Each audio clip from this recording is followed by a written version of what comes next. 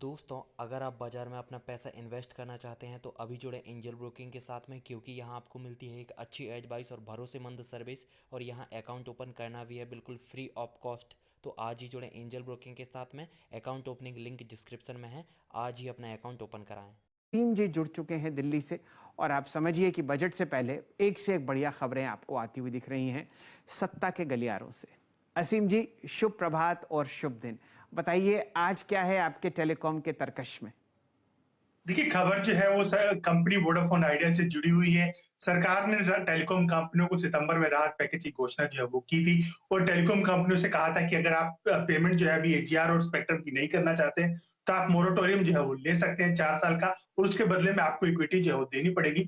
तो जो Vodafone idea है उसने दूरसंचार विभाग को सूचित कर दिया है कि कंपनी जो है मोरेटोरियम के बदले अपनी इक्विटी जो है वो देगी। तो करीबन जो 4 साल का ब्याज जो बनता है वो 16,000 करोड़ रुपए का जो बनता है, इसके बदले कंपनी जो है 35% की इक्विटी जो है सरकार को देगी। जो प्रमोटर्स हैं उनकी शेयर होल्डिंग घट करके अब 40% के आसपास की जो है वो रह जाएगी। तो एक सरकार जो है एक मेजोरिटी शेयर होल्डर जो है यहाँ पर वोडाफोन आइडिया में बन जाएगी, जिसकी की 35% की हिस्सेदारी होगी। सरकार जल्दी ही शेयर होल्डर एग्रीमेंट जो है सरकार का जो है कंपनियों के इस कंपनी के साथ जो है वो साइन होगा। उसके बाद सरकार अपने बोर्ड ऑफ डायरेक्टर्स की नियुक्ति जो है वो कंपनी के अंदर जो है वो करेगी। तो जो कंपनी है उसने दूरसंचार विभाग को इन्फॉर्म कर दिया है, साथ साथ जो स्टॉक मार्केट है उसको भी इन्फॉर्म कर दी कंपनी जो है मोरेटोरियम जो है वो लेने जा रही है और इसके लिए 35% का स्टेक जो है सरकार को देगी।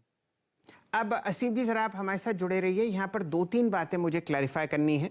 जो जो देना पैसा था वोडाफोन आइडिया का, ब्याज का और स्पेक्ट्रम चार्जेस जितने भी थे, उसके एवज में वोडाफोन सरकार को इक्विटी दे रही है। पहली बात, क्या मेरी ये समझ ठीक है?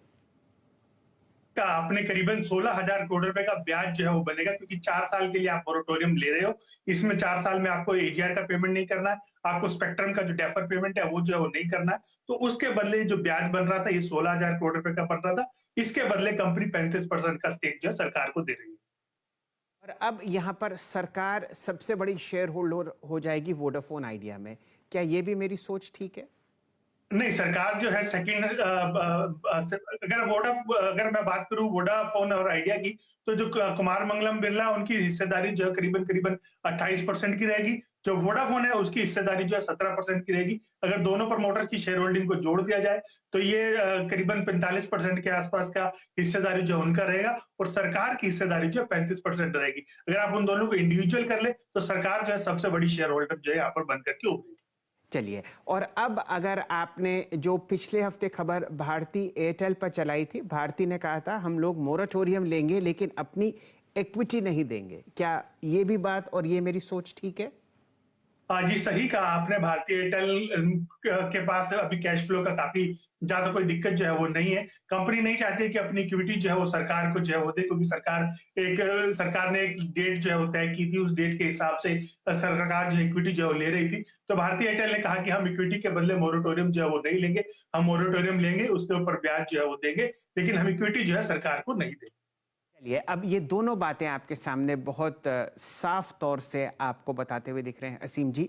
वोडाफोन आइडिया का सबसे बड़ा शेयर होल्डर अब भारतीय सरकार रहेगी और 35% उनको स्टेक मिलेगा। ये इसलिए किया गया है क्योंकि जो वोडाफोन आइडिया के कैश फ्लोज हैं वो इतने मजबूत नहीं हैं कि वो स्पेक्ट्रम और ब्याज जो उनको देना है अगले 4 साल में लगभग 16,000 करोड़ रुपए वो दे पाएँ। उसके एवज में वोडाफोन आइडिया ने सरकार को अपनी कंपनी में 35% हिस्सेदारी दी है। ये खबर आपको आती हुई दिख रही है असीम जी की तरफ।